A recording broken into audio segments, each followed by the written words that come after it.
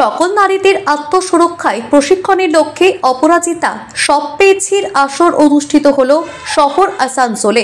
বানপুর ৮১ নম্বর word SSP ময়দান পুরনো হাট এলাকায় শনিবার থেকে আসরটি শুরু হয়। মহিলাদের আত্মরক্ষার জন্য শারীরিক প্রশিক্ষণের ব্যবস্থা করা হয় এদিনের অনুষ্ঠানে, যেমন ক্যারাটে, সঙ্গীত প্রশিক্ষণ, নৃত্য প্রশিক্ষণ, যোগব্যায়াম প্রভৃতি শিক্ষার ব্যবস্থা করা হয়েছে। শনিবার থেকে তার শুভারম্ভ হয়। এদিনের অনুষ্ঠানে উপস্থিত ছিলেন রাজ্যের আইন এবং শ্রমমন্ত্রী মলয় ঘটক সহ অন্যান্যরা। মন্ত্রীর কথায় রাজ্য বিধানসভায় পাশ হওয়া অপরাজিতা বিলের প্রসঙ্গ উঠে আসে এদিনের মঞ্চ থেকে। এই অপরাজিতা সবপেছির আসর বলে এই আসরকে আজকে শুভ উদ্বোধনের অনুষ্ঠান করেছেন। আপনারা সকলেই জানেন যে আমাদের রাজ্যে একটা ঘটনাকে নিয়ে অনেক তোলপাড় হয়েছিল, আরজি করের ঘটনা, এবং সেই ঘটনার তদন্ত জানেন সিবিআই করছে, তার বিচার কোর্টে করছে, কোর্ট মানে একদম সুপ্রিম কোর্টে তার বিচার চলছে।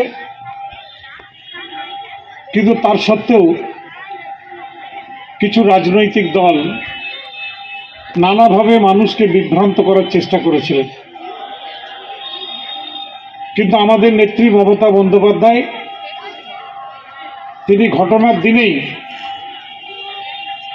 পুলিশকে নির্দেশ দিয়েছিলেন দোষী ব্যক্তিকে গ্রেপ্তার করতে হবে, এবং আপনারা জানেন ঘটনার 12 ঘন্টার মধ্যেই সেই ব্যক্তি গ্রেপ্তার হয়েছিল, এবং সেই ব্যক্তি আজও কিন্তু কারাগারে আবদ্ধ আছে, আজও জেলে আছে, তার বিচার চলছে। কয়েকদিন আগে আমাদের দেশে সমস্ত আইন পরিবর্তন করা হয়েছিল।